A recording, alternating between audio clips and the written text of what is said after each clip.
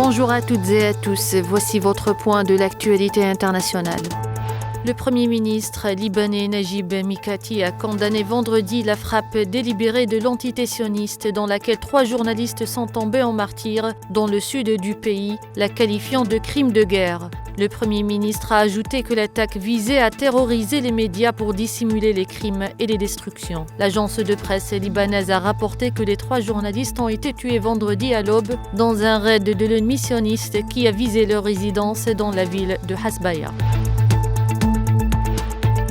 En Palestine, au total 28 personnes, dont des enfants, sont tombées en martyrs et 40 autres ont été blessés depuis l'aube de vendredi par des bombardements aériens et de l'artillerie sioniste visant des citoyens dans la ville de Khan Younis, dans le sud de la bande de Gaza.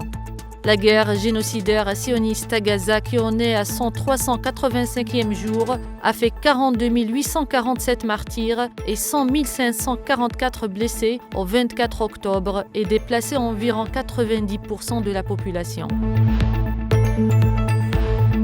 Au Pakistan, dans la nuit de jeudi à vendredi, une vingtaine d'éléments armés ont pris d'assaut un poste de contrôle d'une unité paramilitaire de la police chargée de surveiller les frontières dans la province nord-ouest. Selon un officier supérieur des services de renseignement, les échanges de tirs intenses qui ont duré près d'1 heure ont fait tomber en martyrs 10 membres de la police et 7 autres ont été blessés. Selon les autorités pakistanaises, l'opération a été revendiquée par les talibans pakistanais dans un communiqué transmis à la presse.